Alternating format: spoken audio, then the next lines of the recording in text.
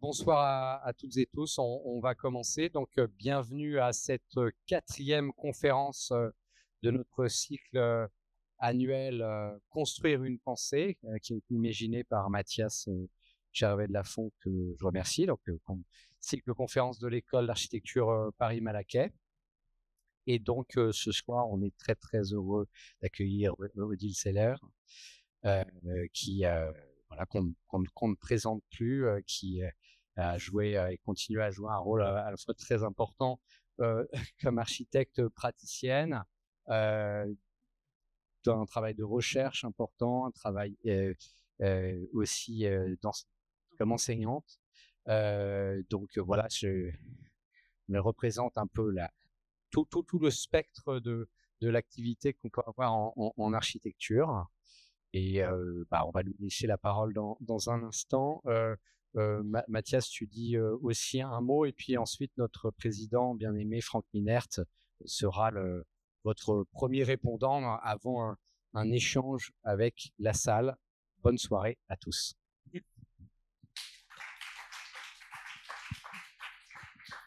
Ouais, Odile, juste avant de te laisser la parole, donc je remercie encore l'école de Malaquais d'avoir permis l'organisation de ce cycle, Jean-Baptiste Defrant pour son soutien, la CFVE aussi qui nous a soutenus, Hélène Delatte que je vois plus, merci, qui s'occupe d'organiser quotidiennement toutes ces conférences, et Franck, merci aussi d'avoir répondu à l'invitation. Et donc, pour vous resituer vraiment en deux petits mots ce à quoi vous assistez. Donc, cette conférence fait partie d'un cycle de 6 conférences qui s'appelle Construire une pensée et qui essaie de confronter des questions constructives et réflexives. Donc, la question qui est posée, elle est très simple. Comment une pensée se manifeste dans des choix constructifs, très simplement, et comment être architecte, c'est réussir à faire ces passerelles et ces traits d'union. Donc, c'est la 4e conférence. François Brugel a proposé une réponse. Alice Micheli, qui est dans la salle aussi, Luca Ortelli, et maintenant on a la chance d'avoir Odile Seller qui va apporter une participation à la construction de cette réponse en orientant un point de vue autour du logement, en articulant toute une vision théorique de la construction et du logement. Donc Odile Seller, merci beaucoup encore une fois d'avoir accepté cette invitation, et je te laisse la parole. Merci beaucoup. Je dois dire que je suis très émue et très honorée de venir faire une conférence dans l'école de Paris-Malaquais, dans l'école qu'on appelait autrefois l'école parce qu'il y avait qu'une seule école, donc qui était évidemment très célèbre, qui avait des qualités et des défauts. Et je pense qu'aujourd'hui, Paris-Malaquais a surtout des qualités et un avenir florissant. Donc, merci beaucoup, monsieur le directeur Jean-Baptiste de Froment, pour avoir fait de cette école ce qu'elle est aujourd'hui. Merci beaucoup, Mathias Gervais de Lafont, de m'avoir invité.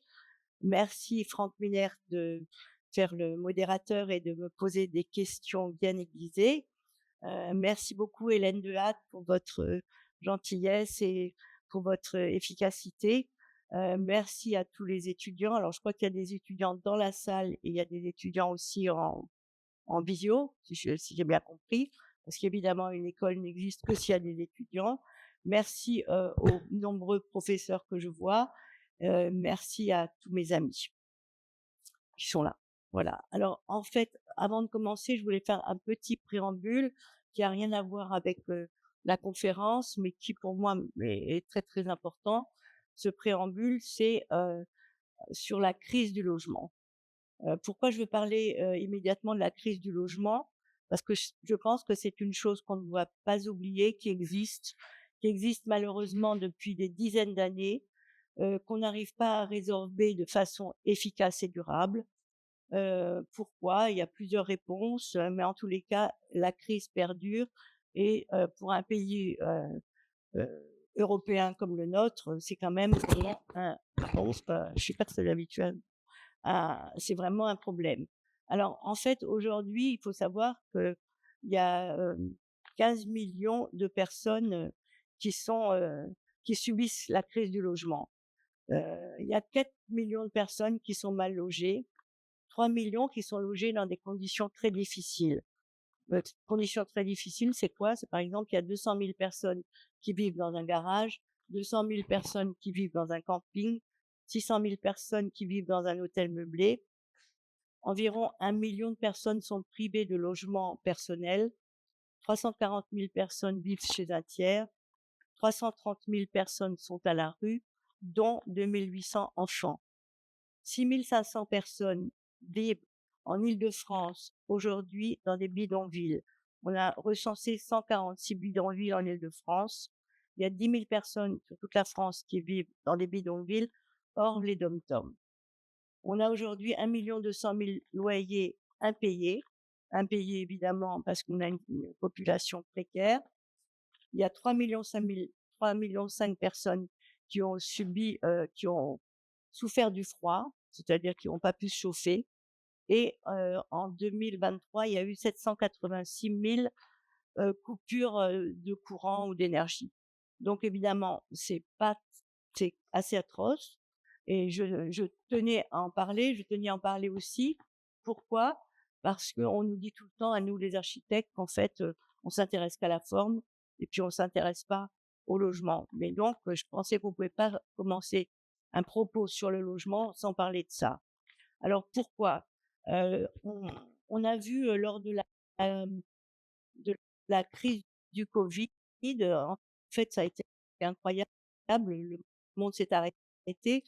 Puis avec des télés et tout, on est rentré chez les on n'avait jamais fait, on a pu rentrer dans l'intimité des gens. Et donc, on s'est très vite rendu compte que l'intimité des gens, eh ben, le logement tel que on en parle dans les écoles d'architecture, tel qu'on le rêve et tout ça, en fait, en réalité, c'est pas ça. Et donc, avec François Leclerc, Jacques Lucan et moi-même, on a pris position dans une tribune dans Le Monde pour défendre la qualité des logements, c'est-à-dire, on a vu que les logements étaient trop petits, et c'était surtout essentiellement une question de taille. Heu et donc on a défendu le point de vue d'un logement plus grand et de meilleure qualité. Notre tribune a été très appréciée, on va dire, surtout par les architectes. Par contre, pas du tout par les maîtres d'ouvrage. Et en fait, je dois dire que cette tribune, si je parle très sincèrement devant vous, est un échec assez flagrant. Parce qu'aujourd'hui, on construit moins, on construit plus petit et la situation est plutôt catastrophique. Alors pourquoi il y a cette situation? Je vais faire très rapidement un point là-dessus. D'abord parce que dans les villes sont maintenant envahies par des Airbnb. Donc évidemment, les propriétaires préfèrent louer à des étrangers pour 3 jours que d'avoir une famille avec 3 gosses, qui braillent, c'est nettement moins bien.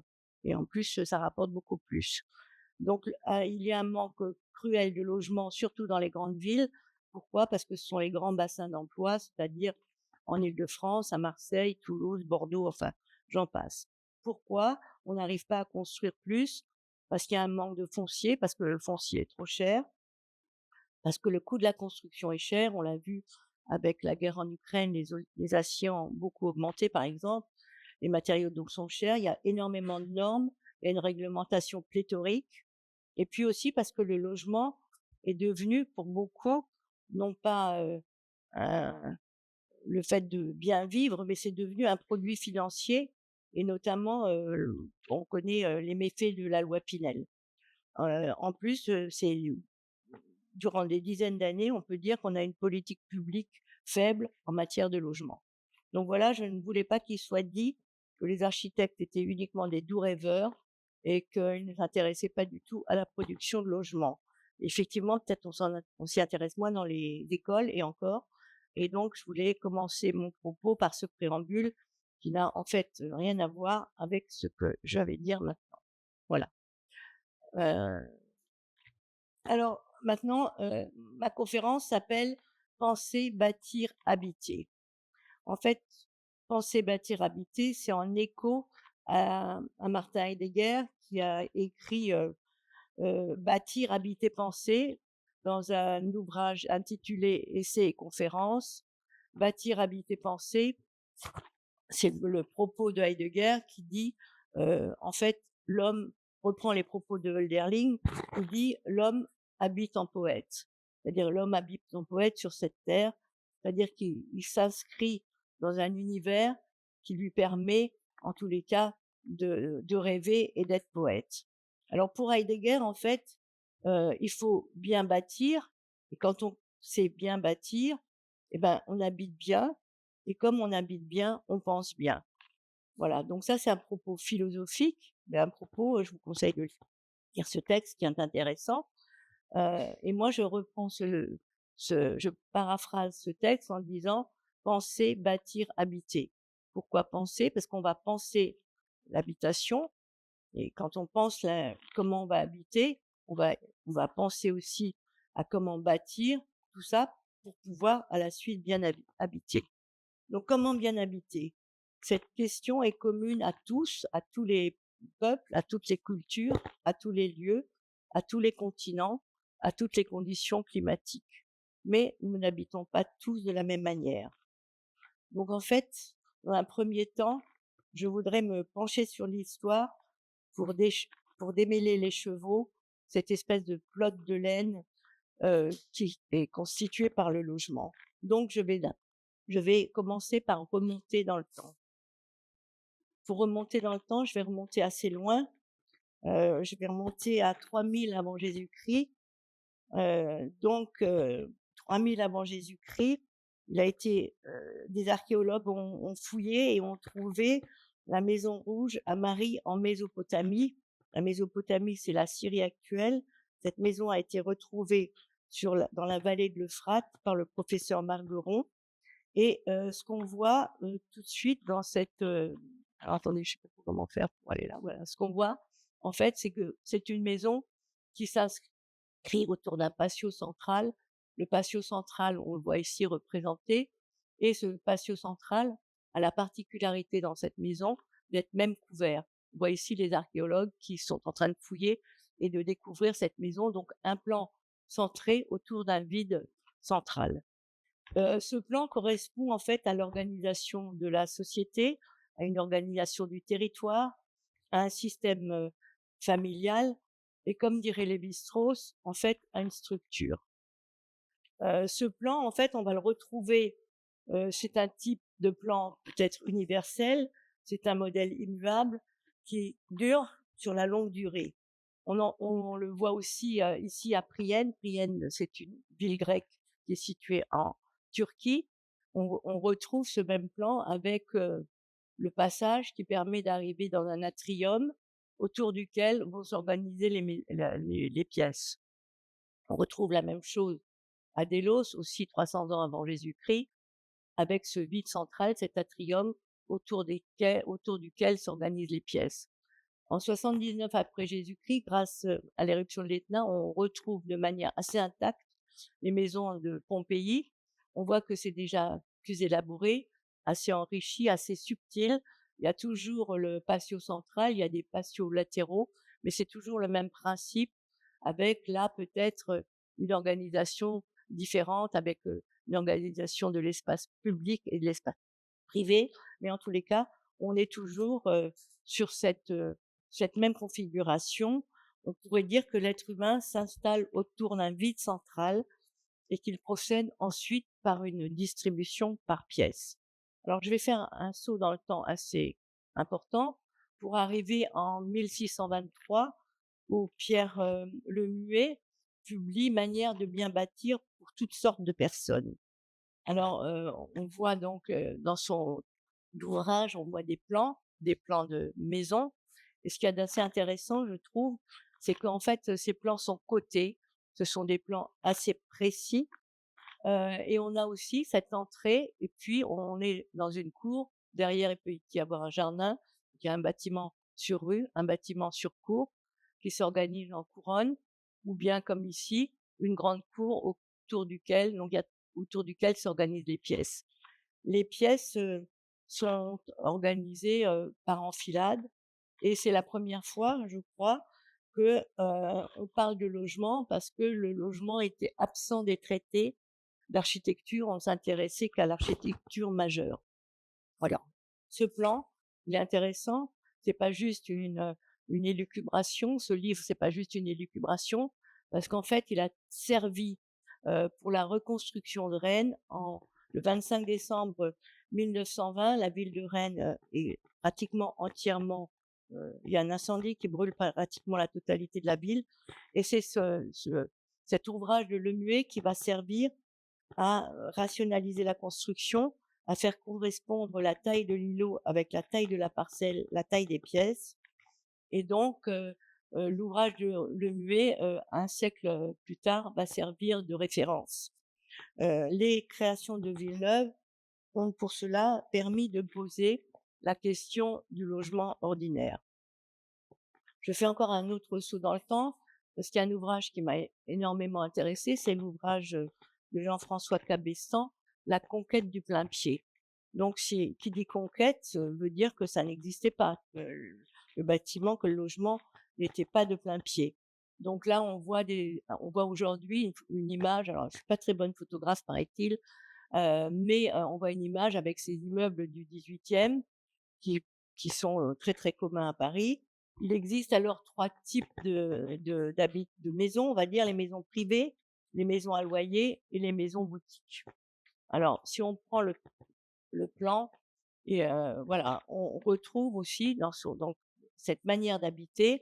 Ici, si je regarde le plan, on a un passage, on a une pièce sur rue, une cuisine à l'arrière, il y a la cour où il y a un point d'eau et puis à l'étage, on a les chambres qui sont distribuées par enfilade. C'est exactement la même chose ici, on a le passage et on a la cuisine. Là, on a une écurie, c'est sans doute pour ça que le passage est plus large. Et puis à l'arrière, une cour et à l'étage, des chambres distribuées en enfilade. La distribution des pièces est particulière. Ce qu'il y a de particulier aussi, c'est Philippe Ariès qui nous dit ça dans L'enfant dans l'Ancien Régime, son ouvrage consacré aux enfants sous l'Ancien Régime. Il nous dit en fait que jusqu'à 7-8 ans, l'enfant ne fait pas vraiment partie de la maison, on l'envoie en nourrice et on le récupère vers 7-8 ans, ce qui veut dire en fait quand il est viable. Voilà, donc l'organisation des pièces et la manière de vivre ces maisons, c'est une habitation verticale. C'est-à-dire que c'est tout à fait possible, par exemple, d'avoir une chambre au premier étage, une autre chambre au troisième étage. C'est-à-dire que l'appartement tel que nous le connaissons aujourd'hui n'est pas encore vraiment constitué. Donc, ensuite, je vous montre un étage courant, mais cette manière de distribuer les pièces et ces manières de distribuer par pièce ou par enfilade est aussi très intéressant parce que, par exemple, vous voyez, le lieu de rencontre, c'est le palier. Voilà. Et le palier, on entre dans une antichambre, une chambre, un cabinet, une chambre, une garde-robe. Toutes les pièces sont à peu près identiques, mais par contre, il y a des passages, en fait, on a une double circulation. Donc c'est quand même assez intéressant comme plan et ce n'est pas un plan dépourvu de qualité. Alors je vais passer assez rapidement quand même. Ensuite, évidemment, il y a la grande épopée, haussmannienne qui va nous permettre de passer d'une manière d'habiter verticale à une manière d'habiter horizontale. Donc là, en fait, ce qui est intéressant, ce sont les immeubles haussmanniens. César Daly, dans l'architecture privée au 19e siècle sous Napoléon III, nous explique, donc le théoricien César Daly, nous classe les immeubles en 3 catégories, les immeubles de première classe, les immeubles de seconde classe et les immeubles de troisième classe. Ce qui est intéressant dans ce plan, en fait, c'est que maintenant, justement, la famille est constituée différemment. La famille existe, elle est composée de parents et d'enfants, et les enfants au 19e siècle commencent à vivre avec leurs parents, ils vont à l'école. Donc en fait, le plan du logement va aussi s'articuler différemment et surtout va s'articuler autour de couloirs. Et ces couloirs-là, on a un immeuble de 2e classe qui se situe boulevard Saint-Michel. Donc on a des pièces plutôt, on va dire, de réception à l'avant. Et puis à l'arrière, là, en fait, il y a qu'une ou 2 chambres, c'est pas suffisant, mais il peut y avoir jusqu'à 3-4 chambres. Il y a aussi plusieurs escaliers, un escalier pour les maîtres de maison, un escalier de service. En fait, la ville haussmannienne est hiérarchisée à tous les niveaux. Au niveau de la construction, au niveau de de l'urbanisme, au niveau du paysage, mais aussi au niveau du plan des logements. Donc, on a maintenant, avec les immeubles haussmanniens, on habite vraiment horizontalement. Donc ça, j'ai trouvé que c'était assez intéressant, la manière de passer d'une habitation verticale à une habitation horizontale. Parce que pour nous, d'habiter horizontalement, ça nous semble tout à fait normal aujourd'hui. Alors, ensuite, là, on était sur des habitations, on va dire, pour des classes, moyennes ou aisées. Et puis à partir, du début du XXe siècle, eh bien, voilà, il y a des exodes, l'exode rural, les gens, arrivent dans la capitale et puis, il y a des cas de tuberculose et donc il va falloir s'intéresser aussi au monde ouvrier. Donc je suis vraiment très fascinée par, l'exemple de la Fondation Rothschild rue de Prague, dans le 12e arrondissement. L'architecte, c'est Augustin Rey. Et en fait, il y a 321 logements au cœur de Paris.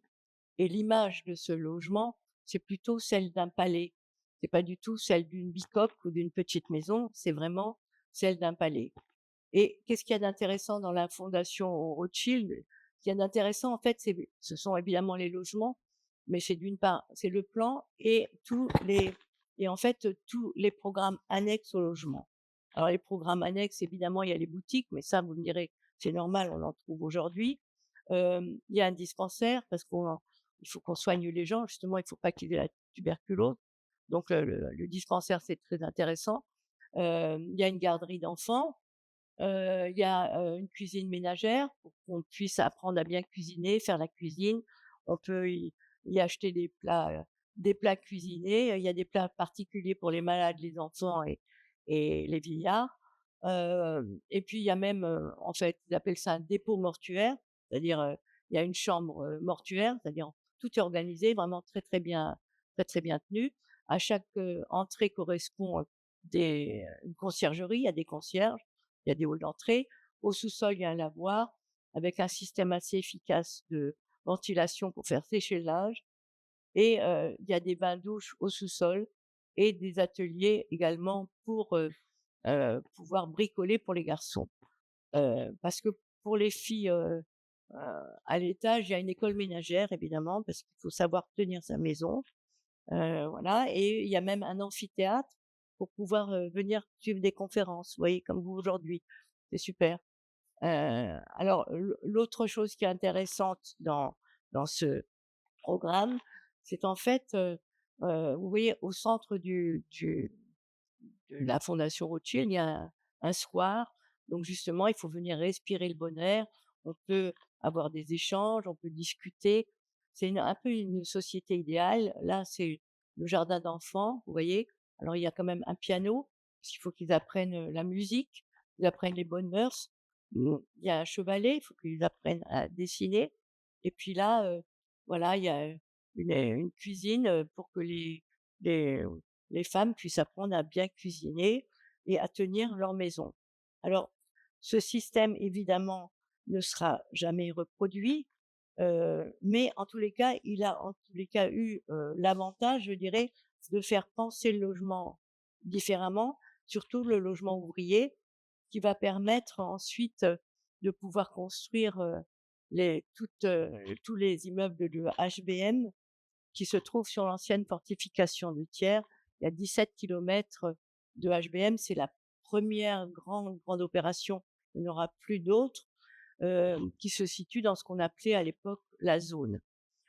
Donc, les premières HBM, la phase 1, premier concours est lancé en 1912-1913.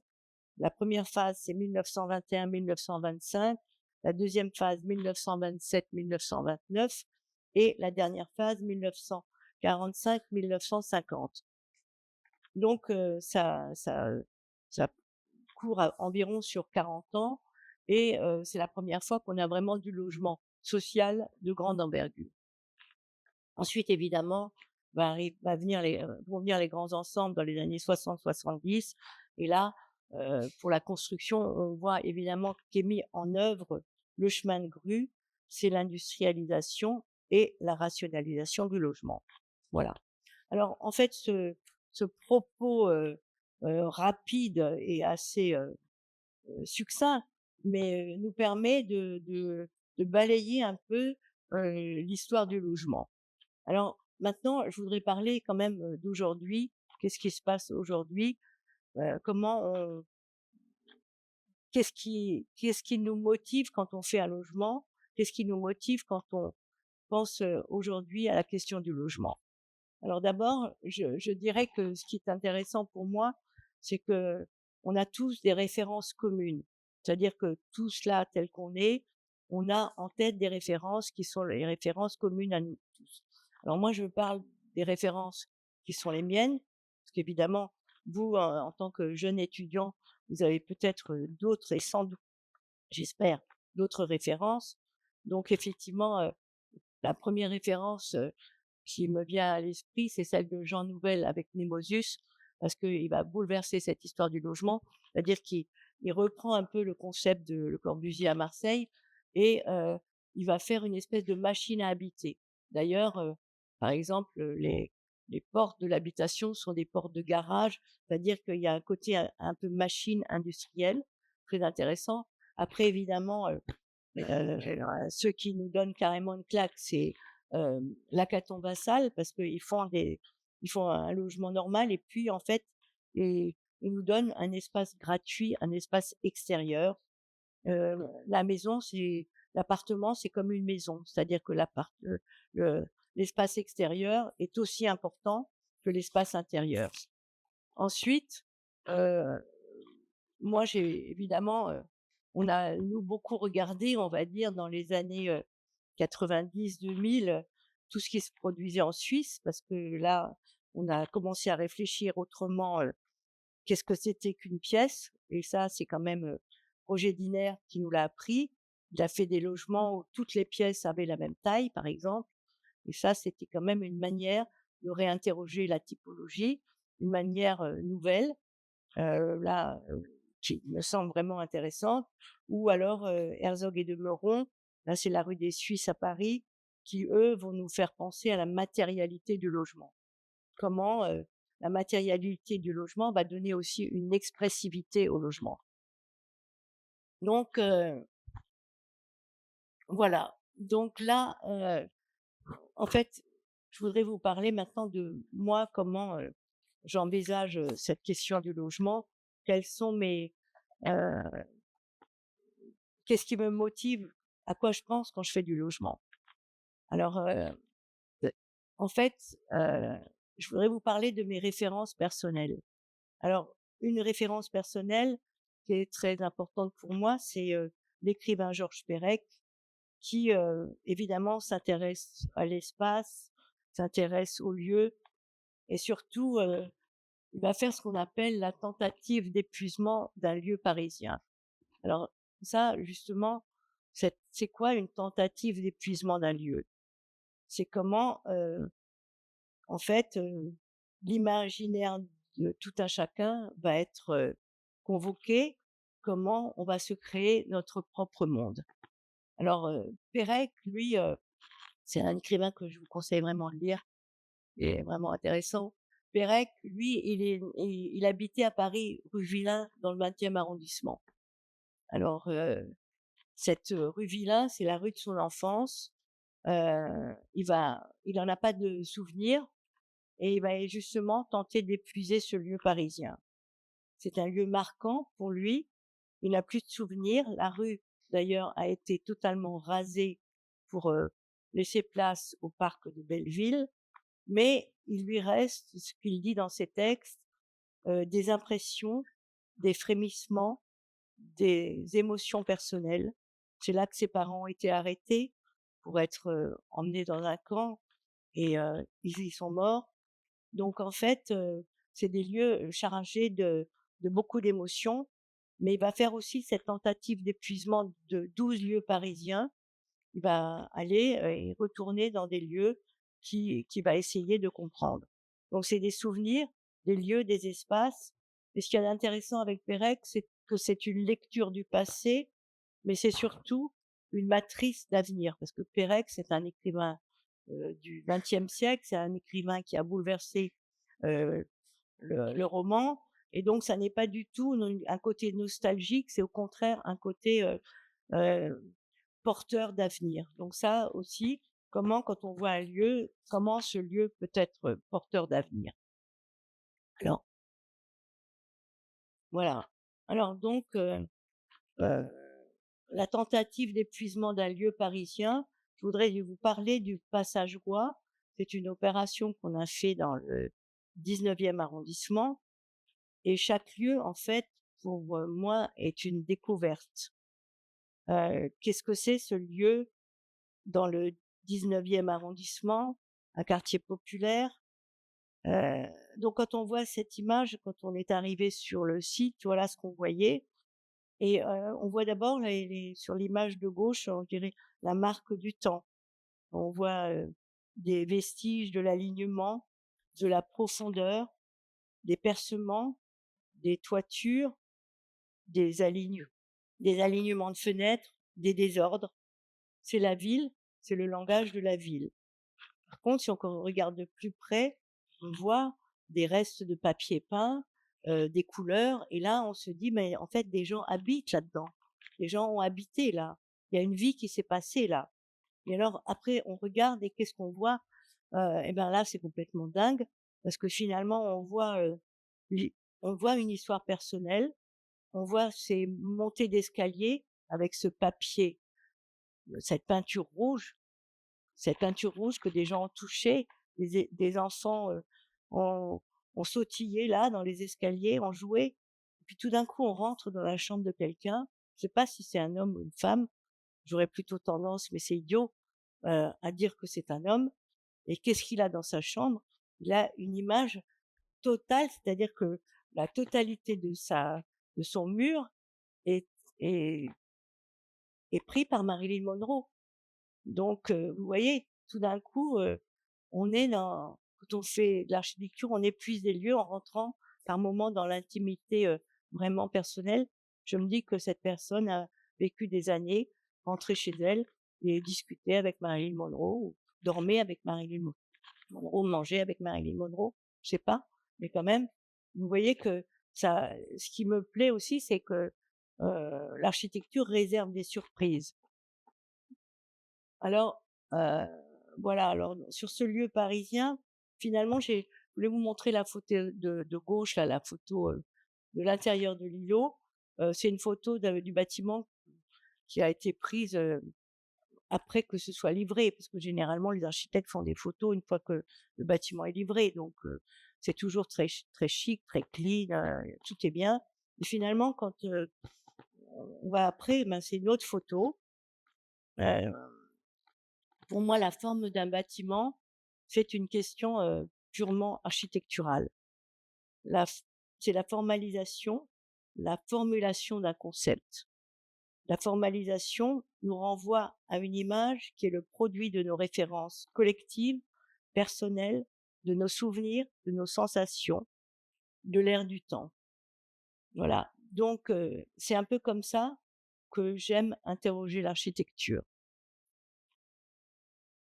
Alors, là, je voudrais vous présenter en fait un projet rue de Belleville.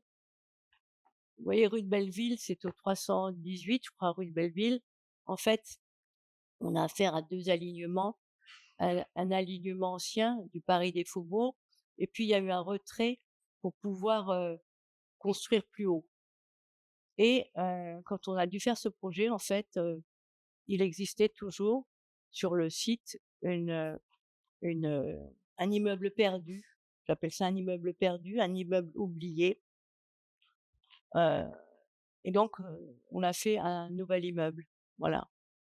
Donc, cet immeuble perdu, pour moi, c'était aussi la tentative d'épuisement d'un lieu. C'était toujours la même histoire que l'histoire que nous raconte Pérec, c'est-à-dire c'est un bâtiment incongru, il est complètement hors place, quoi. Mais en fait, ce bâtiment, il a une très très forte expressivité, une très forte matérialité, un appareillage sophistiqué. On pourrait penser qu'on est à Hambourg ou qu'on est en en Hollande, qu'on est en Europe du Nord, heu, parce que vous voyez que la brique, elle est mise en œuvre de manière quand même assez savante. Évidemment, ça n'a rien à voir avec, les balcons filants que l'on voit à l'arrière. Alors, faire un bâtiment là, je dirais que, ben, qu'est-ce qu'il fallait faire? En fait, il fallait le remettre à sa place. Il fallait, refermer le tiroir, le repousser et évidemment, à l'époque, on a fait ce bâtiment, on travaillait beaucoup sur pouillon. Donc l'idée de faire 4 piles en briques était assez évidente et pas très compliquée. Donc on assied le bâtiment, on pose le bâtiment, on le remet à sa place. Il est tout petit par rapport aux autres, mais je pense il existe aussi en référence du bâtiment, qui existait là avant. Alors finalement, ça c'est l'histoire urbaine, mais dans ce projet, finalement ce que je préfère au-delà de tout, c'est le plan.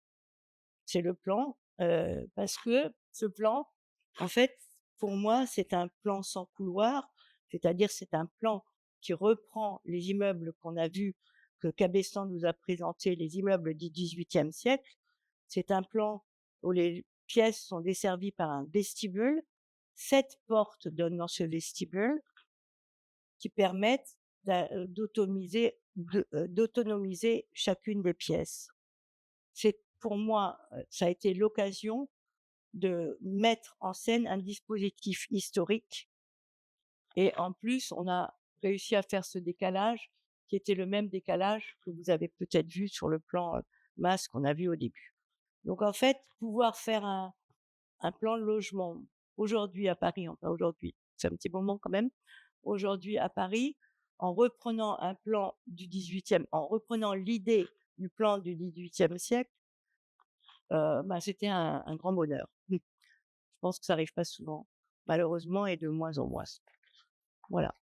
Heu, Là, je voudrais vous parler en fait, d'un autre projet à Vincennes, un projet qui est en fait, sur une parcelle triangulaire, voilà. En fait, il fallait, faire un bâtiment, qui donne sur 2 rues. Alors, moi, ce que je trouve, assez intéressant dans la ville finalement, c'est, la fragmentation qui est liée à la profondeur de l'îlot. Sur la rue, tout est toujours aligné, homogène, tenu et généralement, c'est ce qu'on trouve intéressant. Par contre, à l'intérieur des îlots, souvent, il y a de la surprise, de l'étonnement. C'est ce qu'on voit le moins et c'est souvent ce qui est assez intéressant. Alors, le projet, en fait, il y avait un concours évidemment.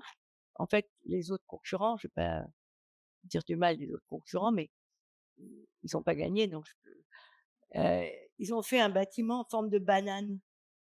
Vous voyez, ils ont fait un bâtiment qui allait d'un côté à l'autre de la rue pour pouvoir caler tous les logements.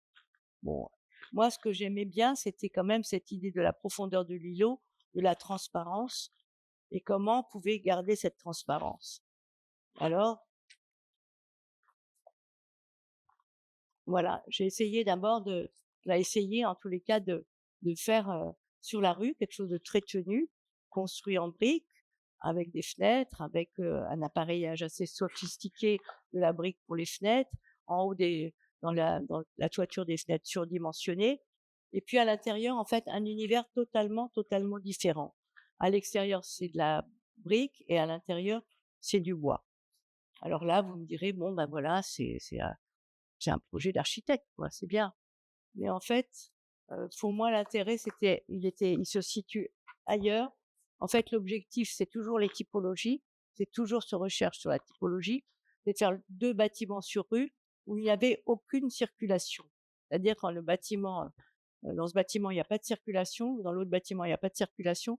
La circulation, elle est là au milieu, dans une espèce de cage, parce qu'il faut dire que c'est à Vincennes, à côté du bois de Vincennes. On devait traverser le bois de Vincennes pour aller voir le site et il y avait quelques cabanes, donc cette idée de la cabane, je trouvais ça assez intéressant et de refaire, en fait, tout le système de distribution. C'est le vide au centre, là, c'est ici et qui devient lui-même comme un paysage. Donc voilà, c'est aussi retrouver, tester à chaque fois une typologie qui est une typologie, un peu particulières, un peu exceptionnelles. Donc des bâtiments dans lesquels il y a pas d'escalier, il y a pas d'ascenseur. Voilà. Alors, vous avez vu que, bon, évidemment, les lieux sont marquants, mais les mots aussi sont marquants. Alors, je voudrais vous parler de certains mots. Alors, je vais les énumérer. La fenêtre, le chambranle, la vitre, le recoin, le volet, le sol, le parquet, la porte-fenêtre, la moquette, les claustras, le mur, la peinture, le papier peint, le lambris, le radiateur, la douche, le vadistas, l'escalier, la porte, le plafond, la baignoire, l'armoire, les toilettes, la chasse d'eau, le balcon, la terrasse, l'imposte, le garde-corps, la balustrade, la véranda, la prise, la poignée, le carrelage, l'évier, le lavabo, la douche, la plinthe, les persiennes, la penderie, l'interrupteur. C'est une espèce de litanie, hein. Les mots du logement, le vocabulaire du logement. Les mots comme une litanie évoquent pour moi la rêverie, les réminiscences. Et je pense à Martin Steinmann qui nous a appris ce que c'était que la Stimmung, c'est-à-dire l'ambiance. Tous ces mots forment pour moi l'ambiance du bâtiment. Au-delà d'être une liste, d'être une litanie, ce sont en fait des éléments construits, des éléments concrets. C'est la rencontre entre une pensée architecturale et une réalité constructive. Le gros œuvre et le second œuvre.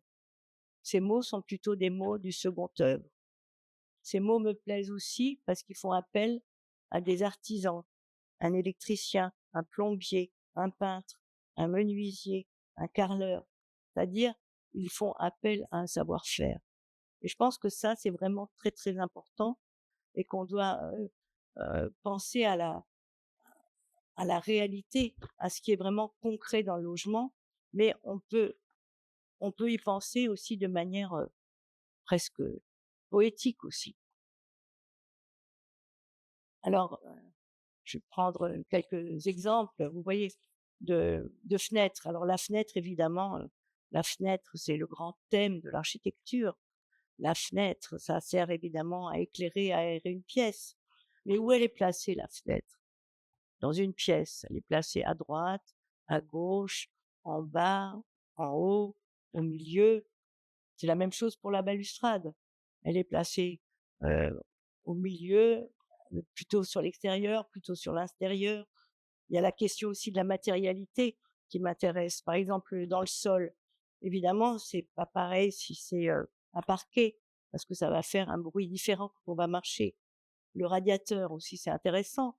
Le radiateur, évidemment, ça sert à chauffer, mais pour Le Corbusier, le radiateur, ça sert à faire un séparatif dans une pièce. Le papier peint, ça nous ramène à toute au 19e siècle, voilà, à l'idée du papier peint. Et puis dans le logement aussi, ce qui m'intéresse beaucoup, c'est l'usure. Et d'ailleurs, il y a eu cette très belle exposition à la Biennale 2010 à Venise, où Rotor a fait toute une installation sur la question de l'usure. Donc, vous voyez quand même comment, à partir d'une moquette, d'un papier peint, on peut parler du 19e siècle, on peut parler d'usure, on peut parler de Le Corbusier, on peut parler de plein de choses. C'est la même chose si on prend une plainte ou si on prend un papier, ou si on prend un lavabo, un évier, enfin, tous ces mots qui sont très, très simples, en fait, sont les mots de l'architecture. Enfin, pour moi. Alors, je voudrais parler de ce projet rue des Laitières. Bon, rue des Laitières, c'est à Vincennes. En fait, c'est un projet, vous voyez ici, on a des logements sur rue, puis après, on a toujours cette question l'intérieur de l'îlot, qui pour moi est très, très riche, qui est parfois beaucoup plus riche que la vision sur la rue. Et donc il y avait un concours, là encore, évidemment, et donc il fallait faire en gros, des logements mono-orientés qui allaient se retourner en L sur la cour. Voilà. Logement sur cour, logement sur rue et logement sur cour. Donc c'est pas très marrant, et une parcelle profonde, et comment tordre le cou à cette idée d'avoir que des logements mono-orientés? Comment faire pour avoir autre chose?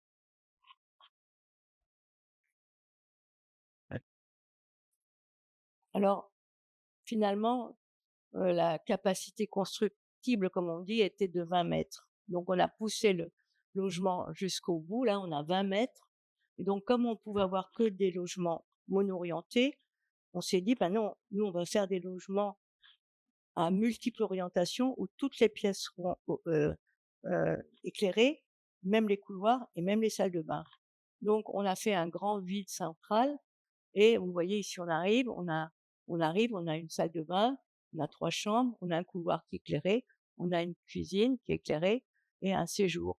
Idem de l'autre côté, on arrive, alors on a, on a une salle de bain qui est pas éclairée, c'est vrai, mais l'autre est éclairée. Bon, il y en a déjà une quand même, c'est déjà pas mal. Et puis, on a les chambres, et en fait, à chaque fois, on n'a jamais de vis-à-vis, on est toujours face à son propre vis-à-vis. C'était aussi important d'avoir cette question de l'intimité. Donc là, on a le plan, parfait, non, j'exagère, mais un bon plan, on va dire quand même, pour, un immeuble de logement. Je tiens à dire évidemment que c'est du logement social, hein. Voilà, mais ça c'est évident. Alors, après là, c'est quand on arrive, donc on a cette, comment dire? On a cette, ce patio, heu et là, vous voyez, on a ce patio qui permet effectivement, cet atrium qui permet d'éclairer le couloir, d'éclairer toutes les pièces. Bon, ben, pour moi, là, on revient en fait au tout début de ce que je vous ai dit. On revient, à l'habitat autour d'un atrium central. On revient à la Grèce ancienne, on revient à comment on habite autour d'un vide. Ça revient exactement au même. C'est toujours la même problématique. Comment arriver habiter autour d'un vide? Comment habiter avec un patio central? Voilà. Alors on a refait l'expérience pour un concours à Noisiel, mais là aussi donc là on avait quand même pas mal de pièces éclairées, des pièces d'eau éclairées, mais on a perdu. C'était trop bien, et puis en plus ça se fait pas. Donc on est encore, bon, on n'était pas content de perdre, mais on est encore, bon, ça se fait pas donc ça va quoi.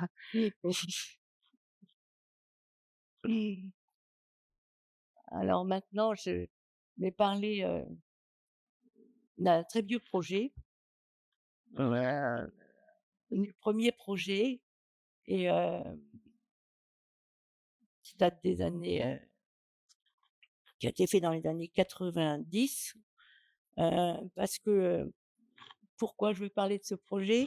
Parce que, le logement en fait, pour moi c'est l'inverse de l'exceptionnel.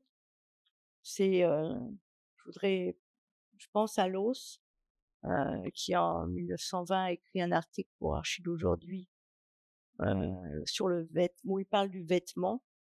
Heu, En fait, pour passer inaperçu, il faut en fait porter une attention particulière à son vêtement. Quand on est dans un lieu, si on veut passer inaperçu, il faut faire très attention au lieu. Parce que si vous êtes, je sais pas quoi, habillé, avec une, robe longue, alors que vous allez faire votre marché, vous allez être complètement enfin une robe longue de soirée, hein, parce que maintenant on met des robes longues même pour aller faire son marché. Bref, non mais je vous fais rire, mais c'est vrai, hein. Donc pour passer, inaperçu, il faut avoir une attention particulière. Donc, pour moi, ces logements, c'est des logements ordinaires, et l'ordinaire est par essence spécifique et précisément inscrit. L'ordinaire, c'est quelque chose de très particulier. L'ordinaire constructif consiste pour moi, à adopter des modes de construction simples. Et ça, je l'ai appris des Smithson quand ils parlent de as found, c'est-à-dire le plus simplement possible. Il y a des pays où c'est pas possible de faire as found. Par exemple, la Suisse, parce qu'ils ont trop de fric, ils sont trop riches, ils font jamais as found, pas possible. Donc c'est quand même une chance de pouvoir faire as found. Voilà. Produire une architecture sans rhétorique, mais où tous les éléments sont cohérents. C'est ça ce qui m'intéresse vraiment. Donc ici, rue des Lianes, en fait, il fallait dialoguer encore, c'est un peu comme à rue de Belleville, c'est-à-dire qu'on a un tissu de faubourg, et puis là, on a un immeuble années 60, 70 plutôt, qui a été construit, et il n'a jamais été terminé. Donc il faut le terminer. Voilà. Et pour le terminer, euh, mon idée, c'était de faire un plan où, ici, vous voyez, on est dans l'immeuble, on est en jonction avec l'immeuble des années 70, et là, on est en jonction, on va dire, en, en dialogue avec le Paris des faubourgs. Bon, alors, ici, donc, c'est le bâtiment qui relie le bâtiment à l'immeuble des années 70, et là, c'est le bâtiment faubourien, mais c'est toujours le même bâtiment. Et voilà, là, en ce moment, on est en train de faire la réhabilitation de ce bâtiment. On a été visité avec des bureaux d'études et tout. Et en fait, les gens pensent que le petit bâtiment existait. C'est-à-dire que les gens ne pensent pas que c'est le même bâtiment. Donc, pour moi, c'est en fait plutôt un compliment. Voilà, alors elle me dit: «Ah bon? Mais c'est un bâtiment, il n'existait pas». Après, on va à l'intérieur, on voit bien que le plan est le même. Mais c'est-à-dire que souvent, les gens ont du mal aussi à faire le rapport entre la façade et le plan, quoi. Et, et moi, ce que je préfère, c'est le plan. C'est le plan, c'est les typologies. J'ai pas du tout parlé des façades, là. Vous avez vu, j'ai absolument pas évoqué les façades, parce que je pense que la ville, elle est assez forte pour résorber tout, de faire n'importe quoi comme façade, ça marche. Par contre, si on fait un plan raté, et ben les gens ils vivent dedans pendant 20 ans et là c'est vraiment raté, quoi, hein. Donc moi je suis pour les qualités des typologies. Bon, ça c'est un immeuble rue de la Folie-Méricourt. Donc ça la question ici, c'est la question d'habiter dans un lieu très dense à Paris dans le 11e arrondissement. Et aujourd'hui, un des thèmes qui me semble important, c'est vraiment la question il faut qu'on puisse vivre dans le collectif, mais aussi dans l'intimité du lieu. C'est-à-dire, il faut qu'il y ait vraiment un rapport entre intime et collectif. Parce que, et ça, c'est peut-être aussi suite au Covid qu'on s'est rendu compte de ça, que dans un logement, on a besoin des deux. Et donc là, on a fait un espace extérieur avec ces persiennes qui peuvent se fermer ou s'ouvrir, donc un espace dans lequel c'est comme une pièce en plus, c'est vraiment assez grand. Ça peut être ouvert ou fermé et on peut être intime ou au contraire voir la ville. Donc ça, c'est encore un autre thème de typologie. Voilà. Alors, j'ai voulu exposer comment un plan centré autour d'un vide a perduré pendant des millénaires, comment ce qui nous semble évident aujourd'hui a mis un très très longtemps à s'établir. Comment on peut épuiser un lieu, l'interroger encore et encore.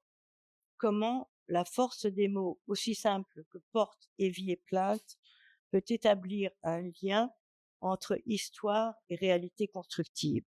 Comment on est passé d'une organisation verticale de l'habitation à une organisation horizontale. Comment, à l'avenir, on continuera d'interroger ces questions. Comment il nous faudra répondre avec intelligence et conviction. Et maintenant, je voudrais avoir un propos plus personnel. Je ne pouvais terminer cette conférence sans évoquer avec émotion le lieu dans lequel nous nous trouvons, ce lieu tant fréquenté. Je reprendrai à mon compte les mots de Michel Foucault lors de sa conférence inaugurale au Collège de France le 2 décembre 1970. Il terminait sa conférence avec les mots suivants que je m'approprie et je comprends mieux pourquoi j'éprouvais tant de difficultés à commencer tout à l'heure, Je sais ce qu'il y avait de si redoutable à prendre la parole, puisque je la prenais en ce lieu d'où je l'ai écouté et où il n'est plus, lui, pour m'entendre. Merci.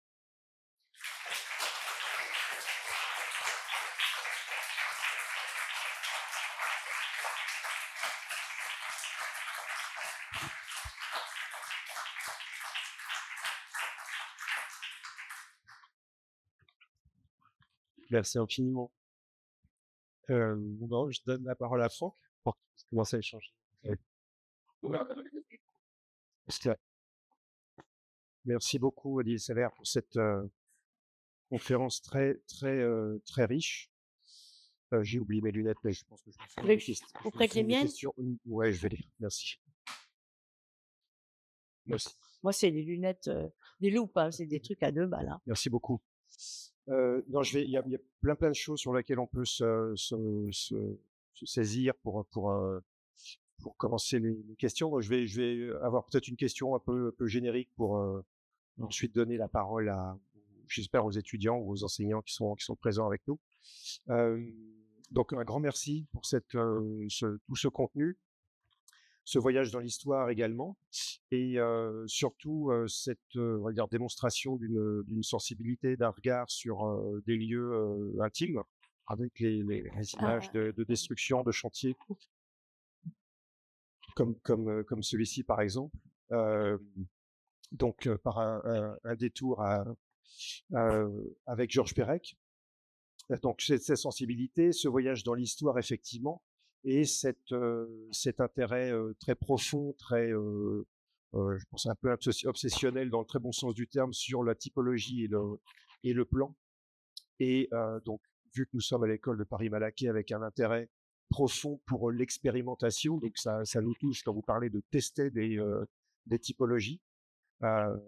Donc une approche quand même singulière, et j'ai presque envie de dire de plus en plus dans le contexte de production de l'architecture et de crise du logement dont vous nous parliez dans votre propos introductif, qui est une expression parfois un peu brutale, parler de logement, enfin de crise de logement et pas forcément d'architecture.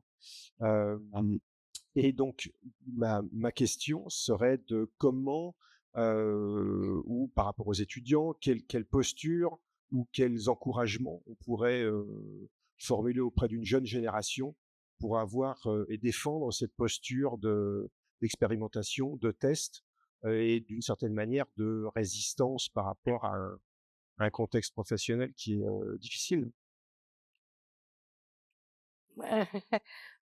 C'est un peu comme le piano. Je dirais qu'il faut en faire et en refaire. Que c'est un puits sans fond et que, en fait, la typologie, ce qu'il y a de plaisant, c'est que c'est ingrat. Voilà, c'est ça qui plaît, quoi. C'est ça qui est bon. C'est que c'est ingrat, donc, donc c'est plaisant d'y arriver. C'est ça qui est. Et les étudiants, il faut d'abord qu'ils regardent ce qui s'est fait, parce que j'ai quand même essayé de dire qu'il n'y avait pas beaucoup d'inventions. Donc, faut se remettre sans arrêt à la tâche et à chaque fois essayer d'interroger et de tester, quoi. Il y a pas une solution, il y a des dizaines de solutions. Et merci. Et dans une pratique professionnelle, enfin, je trouve, enfin, je sais pas si c'est amusant, mais au moins c'est singulier de dire que les façades ou l'enveloppe vous intéressent que peut-être de manière secondaire par rapport à l'organisation du plan et à la force aussi organisationnelle de l'horizontalité, de la coupe également. Non, mais là, je force un peu le trait, hein, parce que d'abord, si vous voulez, on pourrait faire une conf sur les façades, hein, mais là, ça va un peu m'énerver, mais en ce moment, il y a que la grille, quoi. Hein, alors, la grille, on fait plus un mur avec une fenêtre, quoi, on perce plus un mur. Donc, qu'est-ce que ça veut dire de faire tout le temps ces grilles? Après, effectivement, quand on fait du logement, et ben finalement, quand je dis que ce qui compte, la ville a une force terrible. La ville a une force démentielle, elle résorbe tout. Voilà. Alors après, on peut peut-être parler des ZAC et des quartiers nouveaux et tout ça. Là, c'est assez quand même ça fait un peu peur, quoi, ça fait pleurer, quoi. C'est un peu pauvre de se retrouver dans des villes de gris, quoi. Alors c'est bien, il y en a des très, très bien, hein, je dis pas qu'il faut pas en faire. D'ailleurs, nous, on en fait aussi, hein, mais c'est quand même une question, moi, je trouve, cette grille. Alors je sais pas où on va aller. Je J'ai pas de réponse à tout, moi, hein. je poursuis si je vois pas de main se lever. Dans donc à propos de Georges Perec et voilà, son intérêt, son sens de l'observation sur les modes de vie, sur la famille, les générations, l'histoire aussi qui s'empile comme ça ou se succèdent dans des lieux qui restent parfois inchangés ou dans le second œuvre voilà, qui évolue surtout dans le second œuvre. Se pose la question certainement aujourd'hui aussi de la définition même de la famille ou du groupe familial, de comment on habite ensemble avec des scénarios, on va dire, de plus en plus singuliers ou diversifiés ou, voilà, ou complexes, voilà, avec parfois certaines difficultés. Est-ce que comment dire, dans un travail plus récent, contemporain, ces questions-là se formalisent justement à travers le plan ou à travers aussi Oui, par exemple, bon, c'est intéressant parce que je trouve que, on a quand même, toujours travaillé avec une idée d'une hiérarchie des pièces, hein. Bon, il y avait avant, la cuisine, d'ailleurs, il faut dire que ça existe plus parce que maintenant les promos te font faire un coin cuisine. Et un coin, c'est quand même un espace résiduel, mais bon, ça, c'est encore une autre truc. Mais, par exemple, les pièces. Heu, moi, la pièce, ça m'intéresse beaucoup. Alors une pièce, dans le temps, on allait dîner avec ses parents dans la salle à manger, puis après on s'asseyait sur le canapé, on regardait la télé. Aujourd'hui, heu, tout le monde regarde, le film qu'il veut, le truc qu'il veut. On se fait livrer une pizza ou un sushi ou peu importe. Donc en fait, je pense que la taille des pièces va changer. Moi, je suis assez convaincue que le logement, à l'avenir, on risque d'avoir des des tailles de pièces homogènes. C'est-à-dire, je pense que ce qui serait intéressant, c'est de faire des logements avec que des pièces de 15 m², par exemple, ou 20 m², enfin 20 mètres, ça serait mieux, mais soyons réalistes parce que c'est-à-dire que toutes les pièces aient la même taille, qu'il y ait plus cette hiérarchie et un côté jour, un côté nuit. Toutes les pièces auraient la même taille et par exemple, aussi bien la salle de bain que la chambre. C'est-à-dire que si on a une salle de bain qui fait 15 m², on peut peut-être faire du sport, on peut bouquiner. C'est-à-dire que, heu, chaque pièce, avant correspondait à une fonction. C'est la chambre, c'est pour dormir, salle à manger, c'est pour manger, la cuisine, c'est pour faire la cuisine, la salle de bain, c'est pour se laver. Aujourd'hui, je me demande si c'est pas intéressant d'avoir des pièces qui ont toutes la même taille pour alors après évidemment, il y a les pièces, d'eau, enfin les pièces qui sont, les pièces humides qui elles, doivent être superposées et sont contraignantes. Mais même, par exemple, une cuisine de 15 m², ben, ça veut dire qu'en fait, on y vit. On n'a peut-être pas après besoin d'un salon. Voilà, après la question de la distribution aussi parce qu'on voit quand même qu'il faut avoir une certaine, dose d'intimité dans le logement. On a vu avec le covid qu'il y a des gens, ils en avaient ras-le-bol de chez eux, de supporter leurs gosses, leur mari, leur femme, leur truc. C'est pas possible. Donc on a quand même besoin de collectif de partage et en même temps, on a besoin d'intimité. Donc c'est des questions comme ça qui risquent de chambouler aussi le plan du logement. Aussi, ce qui risque de chambouler le plan du logement, c'est qu'aujourd'hui, on peut plus faire un logement sans un espace extérieur. On peut plus et c'est pas un petit balcon, le long de la façade, c'est vraiment une pièce. Donc ça aussi, ça va, je pense, changer le logement. Mais cette question de la hiérarchie aussi, oui, je pense que c'est une chose, d'ailleurs, Roger Diner, j'en ai parlé, il l'avait testé il y a déjà fort longtemps, mais évidemment avec des normes suisses, donc là, évidemment, c'est un autre problème. C'est c'est et pas ici, quoi. de manière corollaire aussi, vous aviez abordé aussi dans un exemple historique avec les HBM sur la question des communs également. voilà, des programmes annexes, mais aussi peut-être du rôle de, voilà, de ce qu'on, des paliers, de ces espaces partagés. Oui, ben, les espaces partagés, on essaye d'en faire, mais c'est assez compliqué à gérer parce qu'en fait, en tous les cas en France, on n'a pas tellement cette pratique des espaces partagés. Je pense que dans les pays nordiques, ça ça existe plus, c'est c'est plus efficace. Je vois qu'on a une question dans la salle. Juste revenir rapidement sur le sujet de la grille, Oui, parce que je vois que c'est un sujet agaçant, donc j'appuie.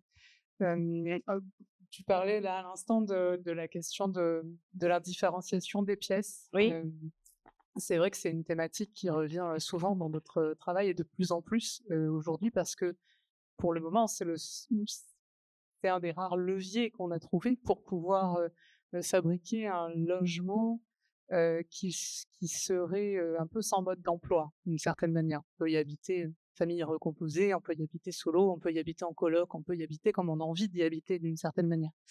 Un des premiers exemples pour moi dans l'histoire récente qui est intéressant de ce point de vue, c'est l'opération de Gifu de Sana, qui propose une enfilade de pièces avec un système de double distribution et des attentes aussi de gaines, possiblement dans chaque pièce, pour pouvoir recomposer son logement, y compris au niveau des pièces humides.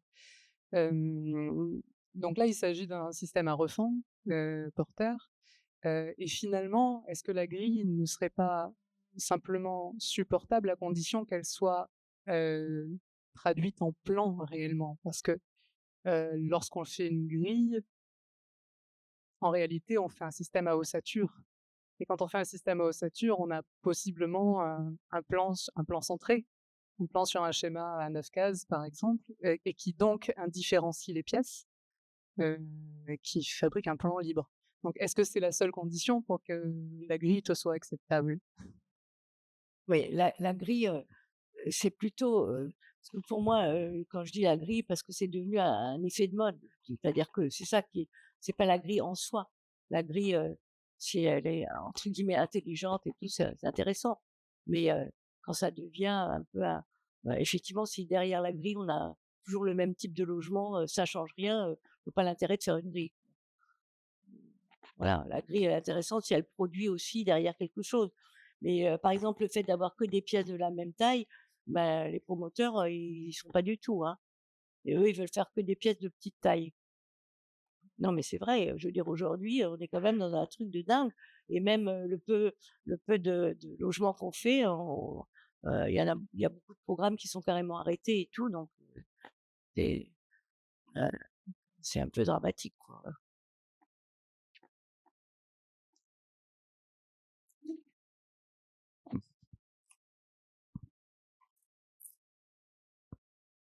Une autre question. Non, mais c'est tannant, non, c'est pas vrai. Non, mais juste, parce que j'ai trouvé que sur certains aspects, Attends, parle plus fort, s'il te plaît. j'ai trouvé que sur certains aspects, Que? on est quand même dans une école d'architecture. Il Oui? faut quand même donner un peu espoir aux étudiants et il y a sur certains aspects, alors que dans la vie, tu es quelqu'un de pas du tout pessimiste, et même quand tu parles d'architecture. Et est-ce que tu es optimiste quand même par rapport à l'architecture et pour donner quand même envie à ces étudiants? Parce qu'aujourd'hui, tu parles notamment de la question de la grille, qui est peut-être un peu moins d'actualité en 2025, on peut dire, on peut quand même dire qu'aujourd'hui, la production architecturale, notamment en France, elle est quand même de qualité. Et plus les années passent, et plus elle a tendance à s'élever quand même par rapport à une certaine époque Oui, oui. où elle était quand même un petit peu moins bien. Est-ce que pour les étudiants, est-ce que tu es optimiste même par rapport à... Je vais répondre à Thaddée Lucan. C'est ma mère, je précise.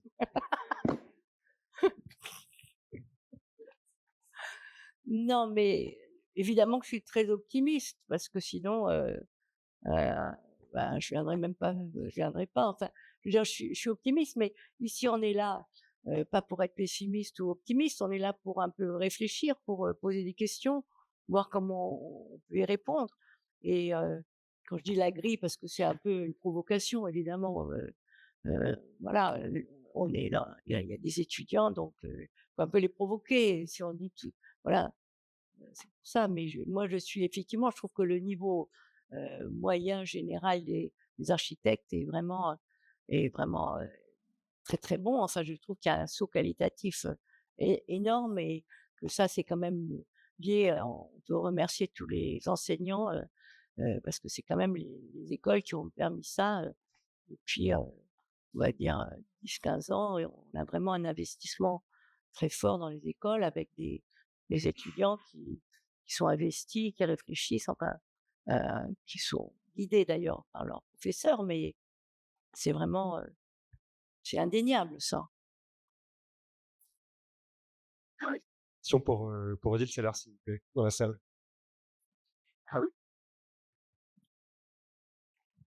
En fait, bon, tes projets, je les connais, et puis je les ai visités avec toi, mais là, dans ta présentation, on sent que tu es très à l'aise dans des tissus assez constitués et particulièrement à l'aise dans des tissus de faubourg parce que tu peux te poser la question de l'avant, l'arrière, la cour, etc. Et du coup, mais ça recoupe un peu ce que tu viens de dire. Quand tu es appelé, ou vous êtes appelé dans une ZAC avec une logique gabaritaire, du coup, comment ça marche, hein? Mais comment ça peut marcher? Ça marche moins bien. Non, mais là, non, mais ça, c'est quand même c'est une tannée, quoi. Hein. Non, mais évidemment, on préfère travailler dans un milieu constitué, un milieu difficile, un milieu. La ZAC, on a déjà une fiche de l'eau où on te dit exactement ce que tu dois faire, à quelle hauteur, où tu dois mettre ta fenêtre, quoi, comment. Donc, à la fin, tu n'as aucune latitude. En plus, tu as un maître d'ouvrage qui vient de dire que ça coûte trop cher. Donc, non, mais ça, c'est un peu quand même le gros, gros souci. Hein. Parce que d'ailleurs, quand on va visiter des ZAC, on est parfois un peu atterré. Hein. Je sais pas. Et en plus, l'autre problème, c'est qu'il n'y a plus de rez-de-chaussée, parce que les rez-de-chaussée disparaissent. Il y a plus de vie de rez-de-chaussée, quoi. Il y a plus de vie de ville. Donc, ça, c'est quand même un peu difficile. Voilà. Heureusement, on a pu construire à Nantes avec Christelle Avenier un magnifique projet dans une ZAC. Hein? Ben oui, ben non. Non, non, mais justement, non, mais ça dépend des conditions, parce que là, le projet qu'on a fait à Nantes avec Avenier Cornero, c'était d'abord une excellente, et très très agréable parce que on, on a rencontré des amis qu'on ne connaissait pas et vraiment, j'aime beaucoup leur travail. Enfin, vraiment, c'est très très intéressant. Mais on était, par exemple, autour d'un bois. Il y avait quand même déjà une petite forêt. Il y avait un minimum quelque chose. Donc on pouvait vraiment déjà s'accrocher. Je pense que dans les actes, quand même, quand il y a un site, un lieu, alors là, on peut peut-être arriver à quelque chose. Effectivement, quand il y a rien du tout, là, c'est assez pénible. Bonjour. Je trouve Bonjour. que vous avez un peu partiellement répondu à ma question, mais si construire une ZAC est constamment une tannée, dans un milieu où il n'y a pas de forêt, il n'y a pas d'éléments naturels auxquels se raccrocher, comment est-ce qu'on construit dans ce cas-là de bons quartiers nouveaux? Merci. Bah, pour construire un bon quartier nouveau, d'abord, généralement, il y a un urbaniste qui fait un quartier. C'est-à-dire que c'est pas juste l'architecte qui, voilà, un quartier nouveau, vous l'avez dit justement, il y a un quartier nouveau, hein. Et donc dans le quartier nouveau, qu'est-ce qu'on va venir mettre? Il y a l'urbaniste qui vous donne ce qu'on appelle une fiche de lot. On vous dit: «Bah, là, vous allez construire, 82 logements, à R+5 ou R+3 et tous les 10 mètres, vous allez devoir faire une faille ou vous allez devoir, voilà, donc on est extrêmement contraint. Donc c'est quoi aujourd'hui la possibilité? C'est peut-être aussi la manière de, heu, d'envisager la ville peut-être autrement que juste dans ces actes-là. C'est-à-dire qu'il faut peut-être envisager, de redonner un peu, heu, d'hétérogénéité, un peu de différence, un peu de secret, voilà. Mais c'est pas si c'est c'est difficile, c'est pas si évident. Et d'ailleurs, vous, vous êtes étudiant là, voilà, ben donc, voilà, et ben, c'est vous qui aurez la réponse surtout. C'est ça. Non, mais c'est vrai, vraiment, je le pense vraiment. Après, je pense qu'il y a aussi des choses qui vont changer, qui sont liées aux conditions climatiques. C'est-à-dire que quand même pendant, euh, on était quand même avec l'idée que l'orientation nord-sud c'était bien, est-ouest, enfin, et on avait toute une idée de la ville qui devait aussi un peu hygiéniste avec la question de l'ensoleillement, de comment habiter et tout. Aujourd'hui, je pense qu'on peut habiter au nord et être très très bien. Enfin, mais en fait, c'est toujours quand il y a de la difficulté qu'on trouve des solutions. Voilà, c'est ça qui est intéressant. Mais vous allez y arriver, j'en suis sûre. Parmi les étudiants ou les spectateurs de la salle. On est bon dans le timing là. Hein. On est bon? Ah là, super. C'est bon pour toi? Tu avais d'autres questions? Eh ben, Odile, merci beaucoup pour Mais cette merci à conversation vous. et cette conférence. Merci beaucoup.